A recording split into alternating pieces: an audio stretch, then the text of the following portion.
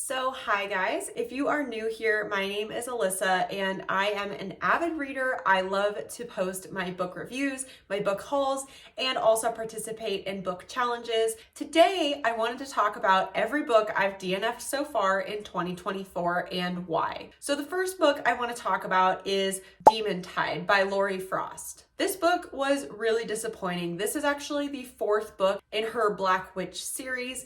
I really enjoyed the first and third book. However, the second one felt slow. I got through it, and then I got to this book and was severely disappointed with how slow it progressed. The point of view shift also was very dramatic and sudden. It wasn't just occasionally switching points of view. The entire first third of the book is from her brother's point of view. I think Lori Frost really did a lot of great world building with this series, and I loved some of the characters that she created. However, a lot of their romances felt repetitive, as well as her characters' personalities. And personally, I can't stand when authors change up the point of view, especially when it's really unnecessary to the plot development. The multi-perspective with each book came up more often, and I was just really disappointed by this. I was very hooked at the end of book 3. It does really end on a cliffhanger, and I wanted to see what came of her romance. I also know the 5th book is coming out pretty soon here, and so I really wanted to read it through the 4th book so that I could read the 5th when it was released, but I could not get through this one. I was 33% through, and it had just shifted to the main character's point of view, and it just all felt very repetitive. The main character has a bunch of power as well, which she just doesn't utilize or learn about throughout the story. It just feels generic and misplaced. I suspect that Lori Frost is really into her world building, and that is totally apparent through these books. She does a great job of that. However, I think that she's gotten so carried away with the world building that she's now neglecting her main characters and her main story. And again, this was just obvious to me in the 4th book, so I just couldn't finish it. It was too much. My suggestion, if I was Lori Frost, would just be, if she really wants to dive into these side characters' love stories and personal lives, that she creates books in the same world, but that are their own stories. And I just felt like she was trying to lump together too many stories and perspectives into one series. The next book that I DNF'd this year was The Awakening by Nora Roberts. This is actually the first book that I've ever read by Nora Roberts, and it was a major disappointment. So I have to convince myself to not give up on Nora Roberts. Obviously, she's a best-selling author and she writes a lot of romantic thrillers, which are some of my favorite books to read. So I don't want to totally give up on her. It is my understanding that this was her first fantasy novel that she'd ever written, but this book was so wild to me. I was just so confused about what she was trying to do, what direction she was going with the story. I will say, immediately when I started reading the story, I was intrigued. I was very curious about the plot and this main character and her relationships, but it just felt very generic and very confusing. A lot of the situations that this main character finds herself in the beginning just don't really seem to tie up anywhere else in the book, and it takes a sudden shift about 30% through. I was also really annoyed that the author was just divulging into small details, things that did not contribute to the plot at all, which when you're writing a book, maybe some people find it to have its own charm. However, I've studied a lot of writing, and you're really not supposed to just add fluff into something when it doesn't tie back into the plot. So for example, one of the last scenes I read before I decided to DNF this book was Nora Roberts just going on and on about what this woman was cooking for her dog that came out of this like forest, and the tomatoes and what she put in the food, and it was just too many details. I was like, this doesn't contribute to the story. This isn't contributing to the plot. This is just fluff, and it feels like fluff, and I just couldn't do it anymore. The third book I DNF'd this year was Fairy Tale by Stephen King. This is another one where Stephen King is obviously a very loved best-selling author, and it was the first book I've ever read by him. This is also a fantasy, which is not this author's typical genre. As many of you know, Stephen King's really known for his horror novels. But this was another weird one where I was very intrigued by the story at heart. I think that the plot and I think that the characters were very well developed and intriguing. However, the length of this story was so long. Again, it was just details on details.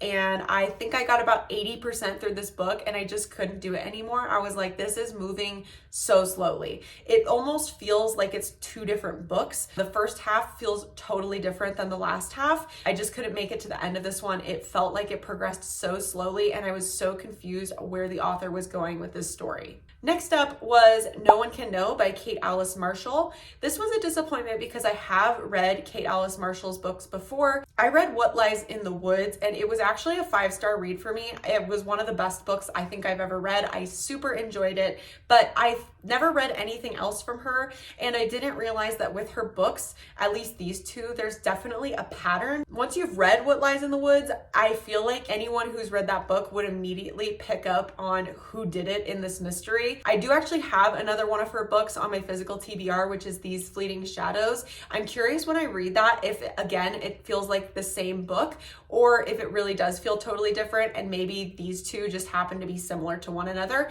but I could immediately see through the mystery. I knew exactly who did it, and so I DNF'd this one about 70% through. I just felt like I was reading for no reason when I really knew who had committed the crime here. The next one is actually a really popular book, and if I was going to give any one of these books on this list a second shot, it would be this book because I DNF'd it pretty far in advance, but this is Jade City by Fonda Lee. And again, this is a very popular book.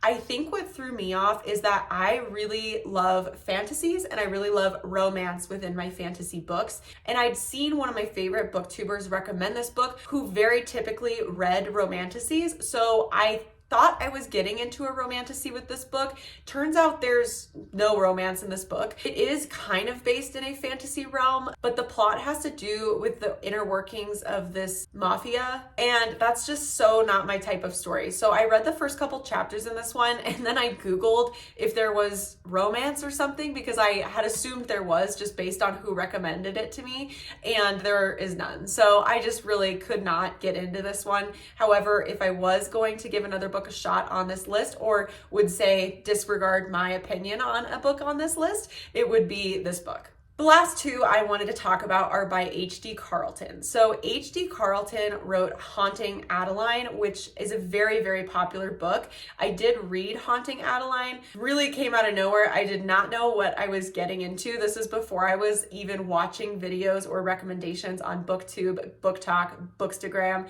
Had no idea what I was walking into. However, the story was very gripping. H.D. Carlton definitely takes Touch Her and You'll Die to an extreme level. I did read the entirety of Haunting Adeline and found it to be a very addicting story. So I did try to read Haunting Adeline and I could not do it. The things writing-wise that I had overlooked that were bothering me in the first book were just amplified with the second book.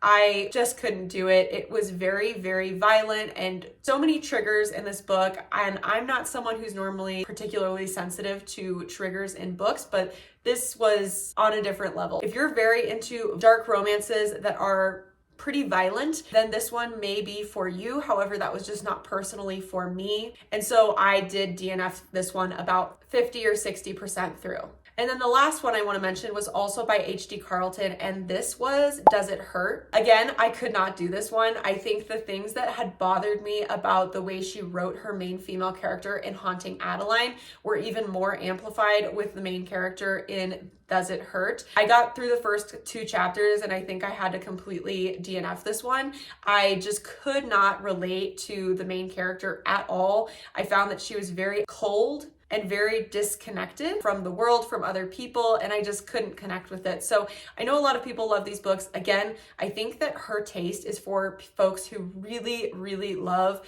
dark fantasies that really are quite violent, and that just is personally not for me. So I'm curious what you guys thought about any of these books, if you've read them, if you DNF'd them, what you rated them, and if you think there's any books on this list that I should give a second shot. Some of these I DNF'd before the 30% mark, which is my typical standard. I always try to get at least a third way through a book before I DNF it. Some of these didn't make it there, but honestly, most of these I DNF'd around the 60 to 75% point. So I feel like those ones were very valid DNFs, but I am curious to hear what you guys think in the comments.